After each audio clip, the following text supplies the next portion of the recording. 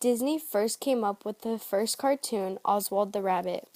Later on, Disney encountered problems with Universal Studios wanting to let him go if he didn't commit to their ways or contract and work agreement. He later stayed with Disney Bros that changed the rabbit into a darker mouse, creating Mickey Mouse. The first Mickey sketch drew no attention to Disney, but then there came Steamboat Willie. He was the Mouse of the Year. It wasn't long before Walt Disney started up a line of Mickey merchandise and many more. In 1935, Fred Moore gave Mickey his first makeover. Moore gave him a pear-shaped body, pupils, white gloves, and a shortened nose to make him cuter.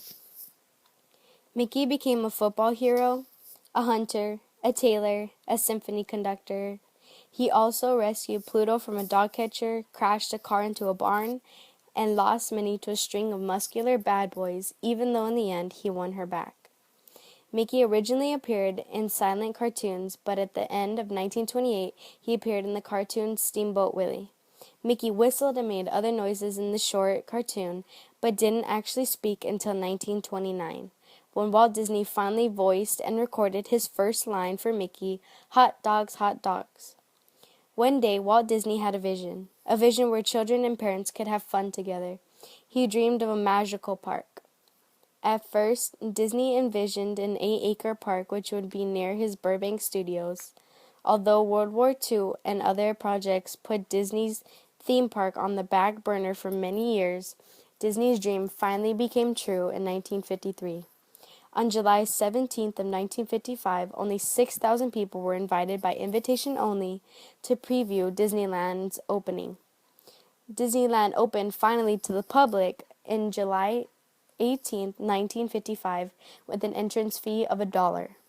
Over the decades, Disneyland has added attractions and opened the imaginations of millions of children. Walt Disney created the Princesses of Disneyland because he wants to show kids a role model. He wanted the little kids to express themselves by being a princess. Walt Disney had planned out the lands to every last detail. He wanted an exotic tropical place called Adventureland, Frontierland, which was made to relive the pioneer days of American frontier. Fantasyland was created where you could wish upon a star. Tomorrowland is the mantle of the future. Walt Disney once said, "Every child is born blessed with a wild imagination, but just as a muscle grows flabby with disuse, so the bright imagination of a child pales in later years if he ceases to exercise it." Walt Disney's worker who sculpted attractions for him as a gift, Blaine Gibson, made a statue of Disney, but then was later told, "What do I need that for? Statues are only for dead people."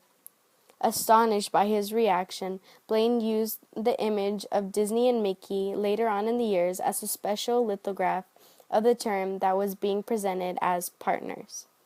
Walt Disney's Pictures were established in 1983, which was prior to Disney's films that were released under the banner of the parent company.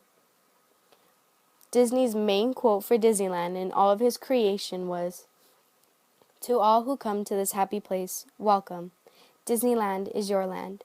Here ages relive fond memories of the past, and here youth may savor the challenge and promise of the future.